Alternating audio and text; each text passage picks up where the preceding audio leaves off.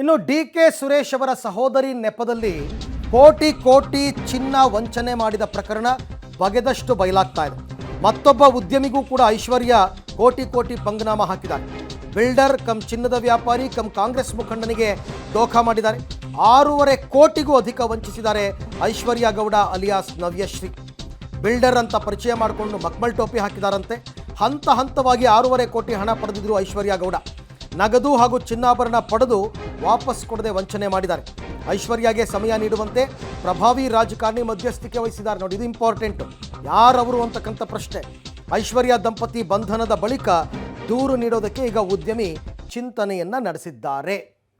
ಅಂದರೆ ಒಂದೊಂದೇ ಪ್ರಕರಣಗಳು ಬೆಳಕಿಗೆ ಬರುತ್ತೆ. ಇಂಥ ಪ್ರಕರಣದಲ್ಲಿ ಮೋಸದಲ್ಲಿ ಹಾಗೇನೆ ಯಾರೋ ಒಬ್ಬರು ದೂರು ಕೊಟ್ಟು ಅರೆಸ್ಟ್ ಆದಮೇಲೆ ಇನ್ನು ಕೆಲವರು ಧೈರ್ಯ ಮಾಡ್ತಾರೆ. ಈಗ ಐಶ್ವರ್ಯ ಗೌಡ ಡಿ.ಕೆ. ಸುರೇಶ್ ತಂಗಿ ಅಲ್ಲ ಅಂತ ಗೊತ್ತಾದ ನಂತರ ಒಬ್ಬೊಬ್ಬರಾಗೆ ದೂರು ಸಲ್ಲಿಸೋದಕ್ಕೆ ಮುಂದಾಗ್ತಿದ್ದಾರೆ. ಯಾರೋ ಒಬ್ಬ ಬಿಲ್ಡರ್ ಕಾಂಗ್ರೆಸ್ ಮುಖಂಡ, ಆತನಿಗೆ 6.5 ಕೋಟಿ ರೂಪಾಯಿ ವಂಚನೆಯನ್ನು ಮಾಡಿದಾರಂತೆ ಈ ಐಶ್ವರ್ಯ ಗೌಡ ಅಲಿಯಾಸ್ ನವ್ಯಶ್ರೀ ಅಂತಕ್ಕಂಥದ್ದು. ಇನ್ನೊಂದು ಪ್ರಕರಣ ಈಗ ಬೆಳಕಿಗೆ ಬಂದಿದೆ. ಇವರು ಕೂಡ ಮಂಡ್ಯ ಮೂಲದವರೇ.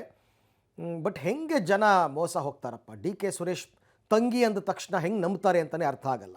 ಈ ಬಗ್ಗೆ ಮತ್ತಷ್ಟು ಮಾಹಿತಿ ನನ್ನ ಕೊಲೀಗ ರೋಹಿತ್ ಅವರಿಂದ ಪಡ್ಕೊಳ್ಳೋಣ. ರೋಹಿತ್, ಈಗ ಮತ್ತೊಬ್ಬ ವಂಚನೆಗೆ ಒಳಗಾದ ವ್ಯಕ್ತಿ ಯಾರು? ಅವರಿಂದ 6.5 ಕೋಟಿ ವಂಚನೆ ಮಾಡಿದ್ದು ಹೇಗೆ? ಯಾವ ಥರ ಮಕ್ಮಲ್ ಟೋಪಿ ಹಾಕಿದ್ರು ಈಕೆ ಅಂತಂದ್ಬಿಟ್ಟು.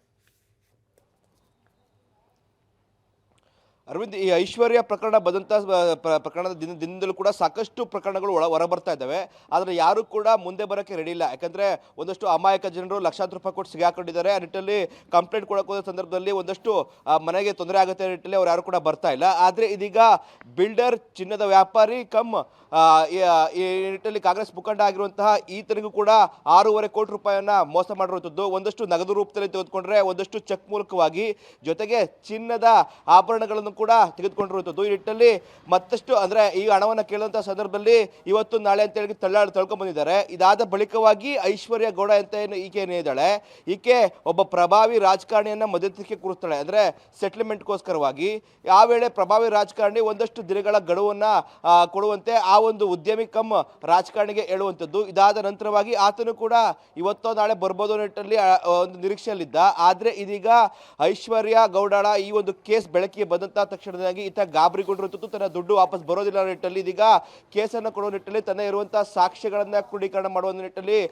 ಮುಂದಾಗಿದ್ದಾನೆ. ಯಾಕಂದ್ರೆ ಒಂದಷ್ಟು CCTV ವಿಜುವಲ್ಸ್ ಆತನ ಜೊತೆ ಇರುವಂಥದ್ದು, ಜೊತೆಗೆ ಚೆಕ್ ಮತ್ತೆ ಈ ರೀತಿಯಾಗಿ ಟ್ರಾನ್ಸಾಕ್ಷನ್ ಆಗಿರುವಂತಹ ಒಂದಷ್ಟು ದಾಖಲಾತಿಗಳನ್ನ ಇದೀಗ ಕ್ರೋಢೀಕರಣ ಮಾಡಿರುವಂಥದ್ದು. ಇವತ್ತು ತಪ್ಪಿದ್ರೆ ನಾಳೆ ಮಂಡ್ಯ ಅಥವಾ ಬೆಂಗಳೂರಿಗೆ ದೂರವನ್ನು ಕೊಡುವಂತ ಸಾಧ್ಯತೆ ಕೂಡ ದಟ್ಟವಾಗಿದೆ. ಈಕೆ ತನ್ನ ವೇಷಗಳೇನಿದ್ದಾವೆ ಅದನ್ನ ಆ ಮೂಲಕವಾಗಿ ಜನರನ್ನ ಅಟ್ರಾಕ್ಟ್ ಮಾಡುವಂಥದ್ದು. ಯಾಕೆಂದ್ರೆ ಗನ್ಮ್ಯಾನ್ ಮತ್ತೆ ಬೌನ್ಸರ್ಗಳ ಮೂಲಕವಾಗಿ ಈತನ ಬಳಿಗೆ ಆರಂಭಿಕವಾಗಿ ಬರ್ತಾಳೆ. ನಾನು ಒಂದು ಉದ್ಯಮಿ ಅನ್ನೋ ನಿಟ್ಟಲ್ಲಿ ಈತನ ಬಳಿ ಹೇಳ್ಕೊಳ್ಳುವಂಥದ್ದು. ಇದಾದ ಬಳಿಕವಾಗಿ ಇವರಿಬ್ಬರ ನಡುವೆ ಒಂದು ರಿಯಲ್ ಎಸ್ಟೇಟ್ ಒಂದು ವ್ಯಾಪಾರವೂ ಕೂಡ ಆಗುತ್ತೆ. ಆರಂಭದಲ್ಲಿ ಇವರಿಬ್ಬರು ಕೂಡ ಉತ್ತಮವಾದಂತಹ ಅಂದ್ರೆ ವ್ಯಾಪಾರವನ್ನು ಕೂಡ ಮಾಡ್ಕೊಂಡು ಬರ್ತಾ ಇರ್ತಾರೆ. ಆದ್ರೆ ಇದ್ದಕ್ಕಿದ್ದಂತೆ ಕೂಡ 6.5 ಕೋಟಿಯನ್ನ ಈಕೆ ವಂಚನೆ ಮಾಡಿರುವಂಥದ್ದು ಇದೀಗ ಬೆಳಕಿಗೆ ಬರುವಂತಿರುವಂಥದ್ದು. ಅರವಿಂದ್, ಓಕೆ, ಥ್ಯಾಂಕ್ ಯು ತಮ್ಮೆಲ್ಲ ಮಾಹಿತಿಗೆ. ವಂಚನೆ ಕೇಸ್ನಲ್ಲಿ ಕಿಲಾಡಿ ಲೇಡಿ ಐಶ್ವರ್ಯ ಗೌಡ ಬಂಧನ ಆಗಿದೆ. ನ್ಯಾಯಾಂಗ ಬಂಧನಕ್ಕೆ ಆಕೆಯನ್ನು ಕೋರ್ಟ್ ಒಪ್ಪಿಸಿರುವಂಥದ್ದು.